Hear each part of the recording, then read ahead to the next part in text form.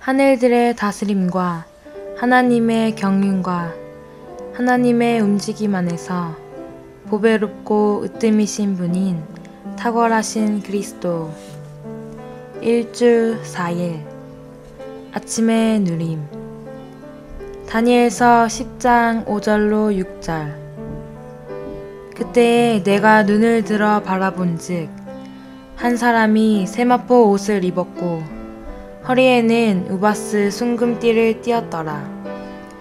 또 그의 몸은 황옥 같고 그의 얼굴은 번갯빛 같고 그의 눈은 횃불 같고 그의 팔과 발은 광을 낸 롯의 빛남 같고 그의 말소리는 무리의 소리와 같더라.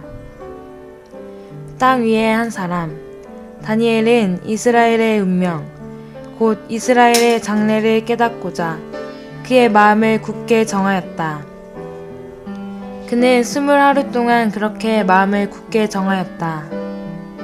그 20하루 후에 다니엘서 10장 4절부터 9절까지 해서 다니엘은 특별한 이상을 보았다.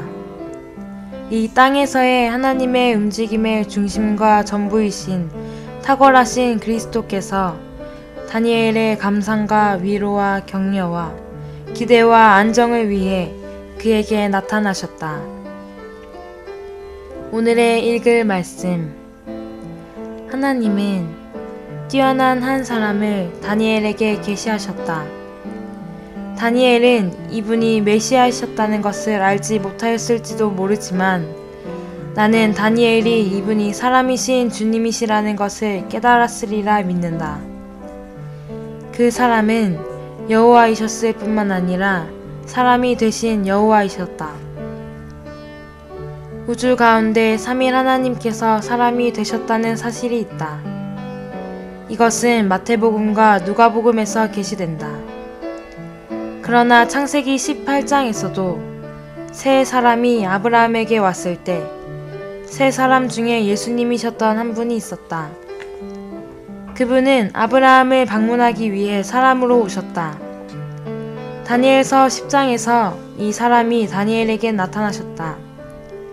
그분은 아브라함에게 사람으로 나타나셨을 때 특별한 특징이 전혀 없는 평범한 사람이셨다. 그러나 그분께서 다니엘에게 나타나셨을 때는 많은 놀라운 특징들을 지니셨다. 먼저 탁월하신 그리스도는 그분의 선민을 돌보기 위해 제사장 직분 안에서 나타나셨다.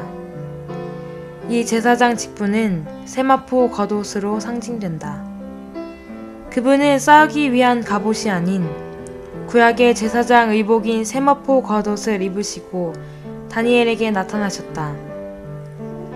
그리스도께서 세마포 겉옷을 입으셨다는 사실은 그분의 인성이 그분의 제사장 의복이라는 것을 상징한다.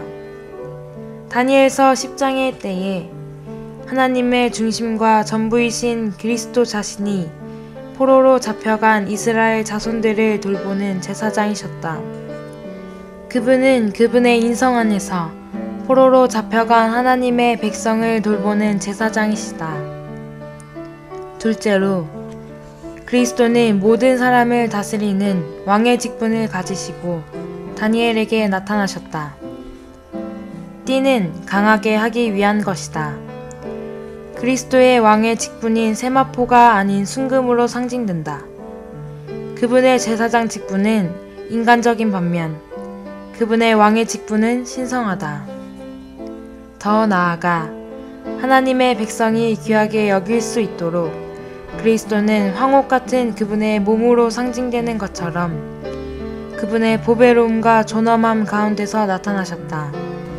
여기서 황옥에 해당하는 히브리어 단어는 번역하기가 쉽지 않다. 다비는 감람석이라는 단어를 사용했다.